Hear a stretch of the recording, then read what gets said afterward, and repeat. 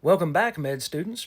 It's Doc here, and today's class we're going to talk about Star Wars, the legacy of Vader. This is going to be an initial assessment, so let's go ahead and dig in. Okay, like I was talking about on the previous video, we have Legacy of Vader, Issue 1, The Reign of Kylo Ren by Charles Soule and art by Luke Ross. Luke Ross has impressed me with his artwork ever since I first saw it way back in Sensational Spider-Man number 7. I believe that was 1996, when he did his very best ape of Todd McFarlane.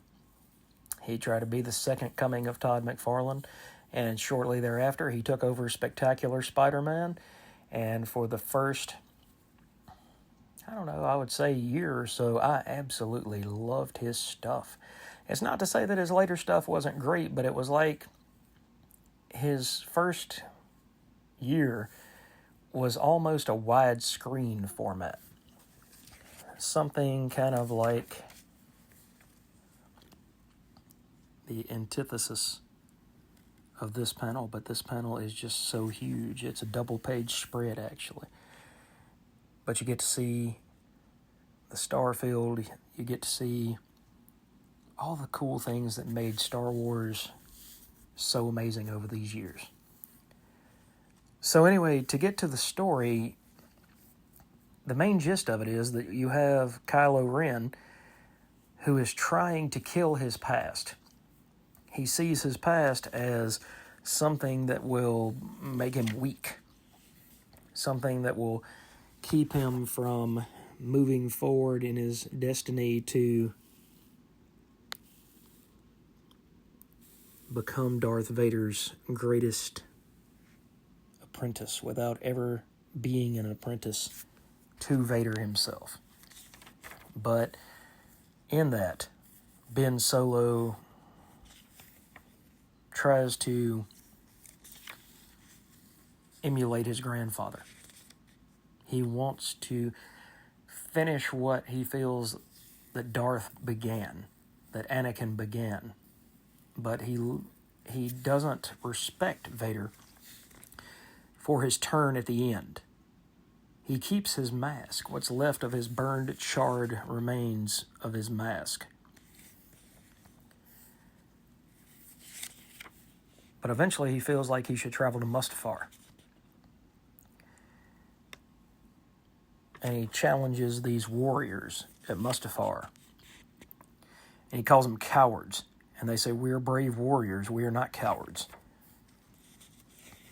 And he wipes them out and destroys them with his lightsaber as though they are nothing.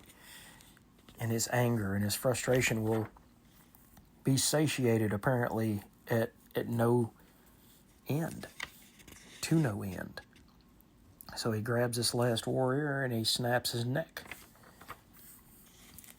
But in the hallways, he finds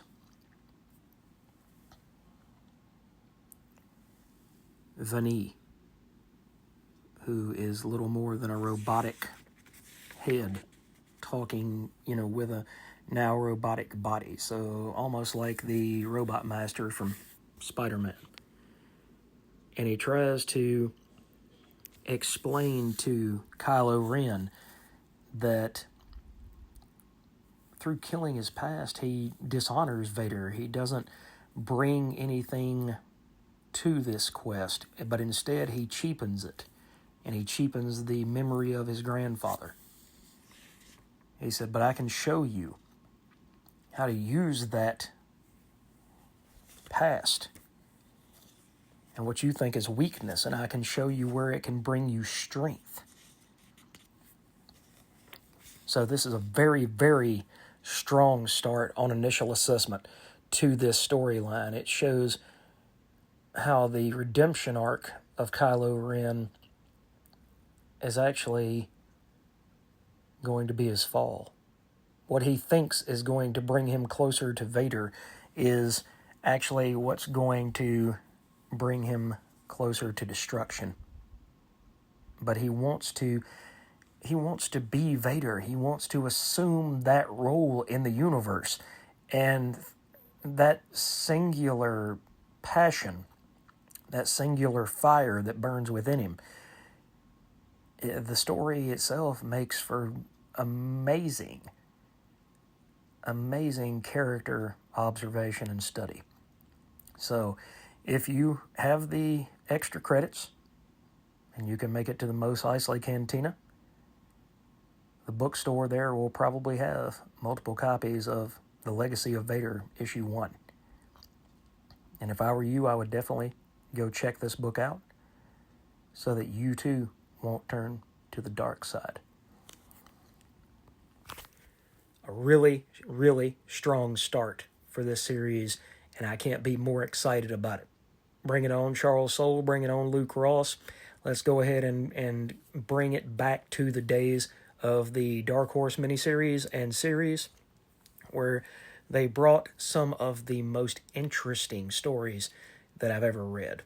And this is actually one of the few Marvel Star Wars books that I've read.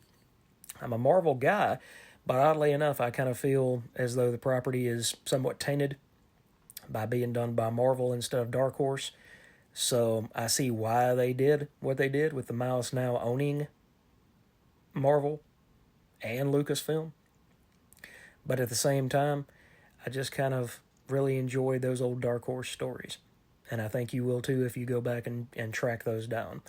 Dark Empire, Crimson Empire, any of the X-Wing books, which were written or co-written by Michael Stackpole. Absolutely great stuff.